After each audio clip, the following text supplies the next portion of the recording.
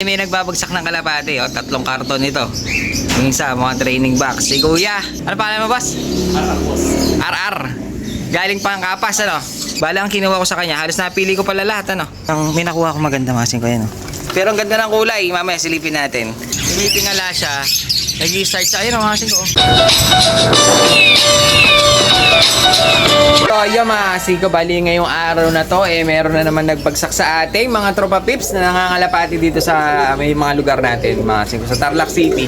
Meron na naman nagbagsak, kaya yung kulungan natin sa pwesto, talagang fully loaded, kumbaga, full tank mga siko, dahil hindi na naman nasunod yung mga gusto ko sana, tigdadalaw lang sana kada cage, kaso talagang punong-puno na naman yung kulungan natin dahil nga may nakuha tayo kalapate dun sa ating tropa pips na taga Kapas pa, kasi ito dumayo dito taga Kapas, Aringgoreng, at meron akong nakuhang isang maganda mga siko, napakaganda niya. Mamaya mga siko, papasilip ko sa inyo kung gaano kaganda yung nakuha natin. Nag-iisa, kasi halos lahat ng nakuha natin parang iisa ang kulay, siya lang ang kakabud na iba ang kulay, mga siko.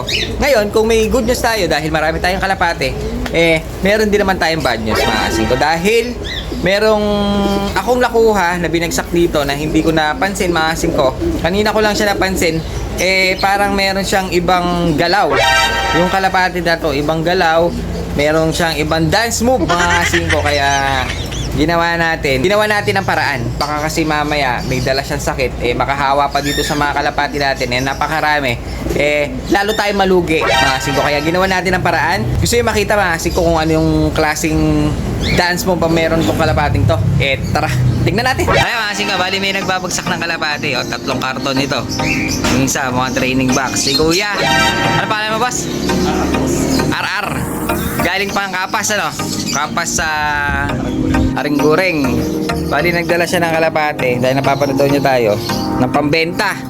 Kaso dahil makikita niyo, mga siko, ang dami nating ibon, ayun, punong-puno yung lalagyan natin, kaya ginawa ko, mamimili na lang ako doon sa dala niya.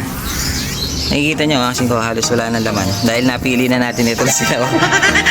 Ayan, halos napili ko na lang muna yung sa tingin kong ma-out natin para mailabas natin itong mga ipon. Bala ang kinuha ko sa kanya, halos napili ko pala lahat, ano?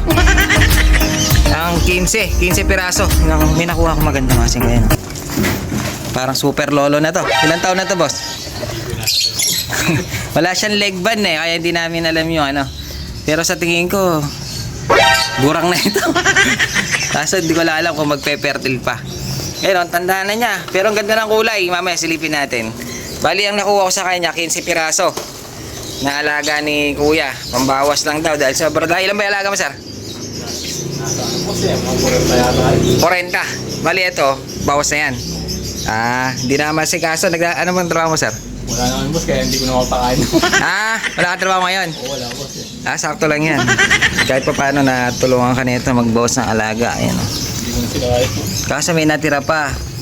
Kaso sobrang siksikan kasi yung kulungan natin. Ayan, may mga natira pang iba. Kinuha ko lang 15. Palit na lang sa tuwain, hindi bed, boss. Palit pa to kay iba. Yan, ito na sabi ni Kuya. Pag naman dapat na mag-press. Bali natira dito, palit pa to ka na lang daw. Para wala na naman siyang iuuwi, mga singko. Yan, oh. Ito pa yung iba, kaso syempre pinili natin yung medyo magaganda. Syempre pili yan. Pinili ko lahat ito mga magaganda, yan, oh. Maganda na mga itsura. Tsaka halos kaso halo na siya na may hen ako mga nakuha dito, yun, oh. May mga hen ako nakuha. Bali titignan natin, bibilangin ko na lang, sir, kung ilan kasi tignan natin kung paano yung palit patuka. Ano pangalan mo kasi ulit, boss? RR, boss. RR. Ayun. From Kapas. Naglalaro ba? Hindi mo, boss, Hindi ka alaga lang. Alaga lang. Bali, ito matagal mo na alaga. Oo, boss, mga matagal na. Halos 2 years. Halos 2 years. Marunong sa yan. Oo, boss. Itong nakuha natin. Itong boss sa amin, hindi mo kasi tinatos, Pero pinapalipad mo. Pinapalitan. May chance bumalik, ano? Pero babalik na naman. Kung mapapakawalan, may mga bata bumibili dito, So ayan, titignan natin kung paano gagawin natin dahil pinapaswap na lang yung natira ng patuwa ni Kuya, no? Dahil may natira pang alaga sa'yo, no? Wala kang gusto shoutout? Shoutout sa Miss Kuwas. Ayun, sa ato si Isis, nabawasan na daw yung alaga. Makikita nyo kung gaano karami na kalapati natin dito sa pwesto. Mga 5, talagang hindi na nasunod talaga yung tigda 2 piraso lang dapat. Naging tiga 4 na, mga 5, dahil sobrang dami. Hanggang dun, hanggang dito.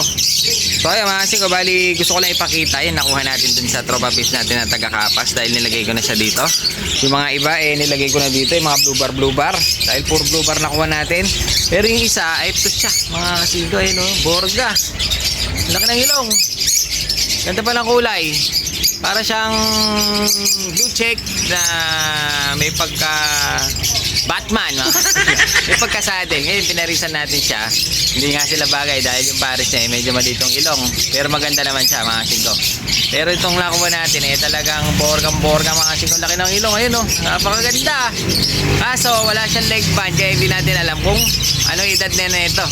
Pero napakaganda niya, mga 5. Jackpot tayo dito sa isang to. Laki, kak siya.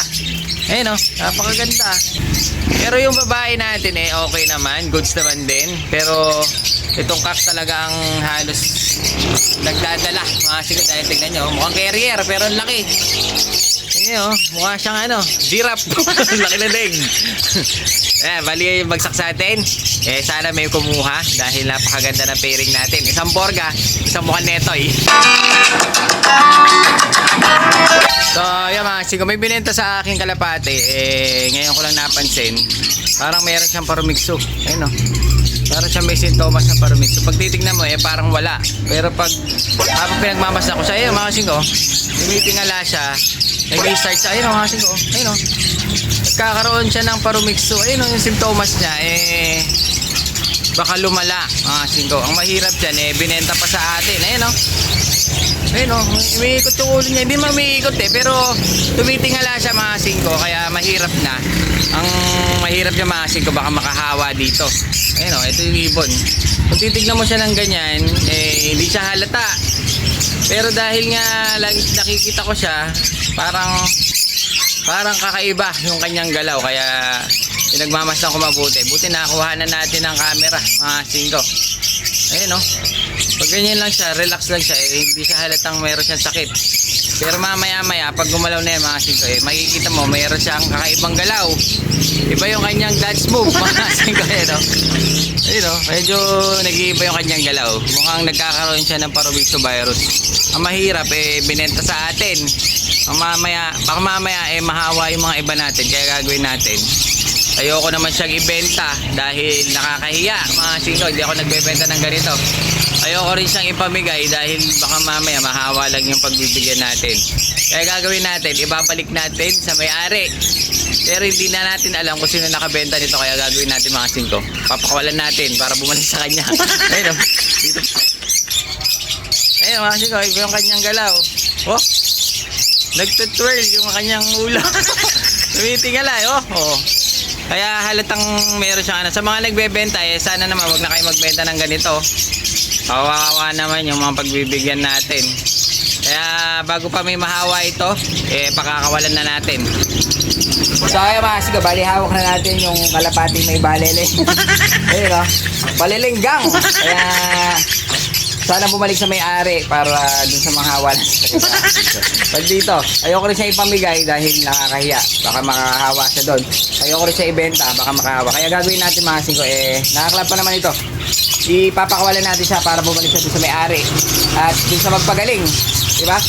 Kasi mahirap na kahit maganda yung ibon kung ganito naman. Nasisira tayo dun sa mga customer natin. Saka dun sa pagbibigyan natin. Kung sakali, ayoko siyang ipamigay.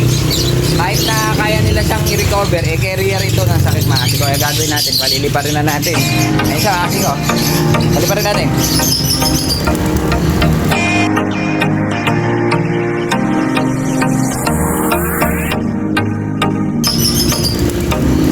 Bumalik ka sana sa may-ari.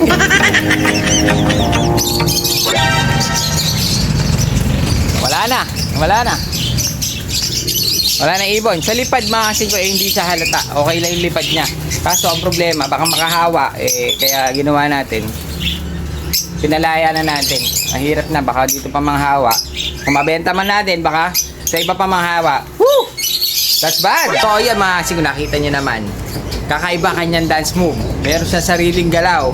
Halatang meron siyang paromyxovirus. Kung siguro hindi pa siguro siya malala, pero kitang-kita naman mga kasing ko. Yung kanyang ulo talagang medyo bumabalentwad na mga kasing ko. Kaya ginawa natin sinoli na natin sa may-ari. Hindi man natin makilala kung sino may-ari mga kasing ko. Ang ginawa natin pinalipad natin para bumalik sa kanya. Para doon siya magasik ng lagi mga kasing ko. Para makauwi, baka mamaya magamot pa niya. O diba? Mas okay. Kasi dito, hindi natin siya pwedeng itabi sa mga kalapati natin dahil napakarami natin kalapati, makakahawa siya mga kasing ko. So yun, sa mga nagbabagsak nga pala, sana kapag may mga ganyang may sakit na, wag nyo na sana ibenta. Dahil sa akin, hindi ko rin siya ibebenta. Hindi ko rin siya ipapamigay dahil makakahawa nga naman sa iba. Kaya yung mga nagbebenta kapag ganyan, sana iwan nyo na muna o kaya pagilingin nyo na muna bago nyo ibenta dito. Kasi sayang lang din. Tignan mo, parang anong nangyayari, parang nangdadaya na kayo. Kasi hindi siya halata, hindi ko talaga siya mapapansin. Napansin ko lang nung medyo tinitignan ko siya mabuti. Medyo iba ang kanyang dance move.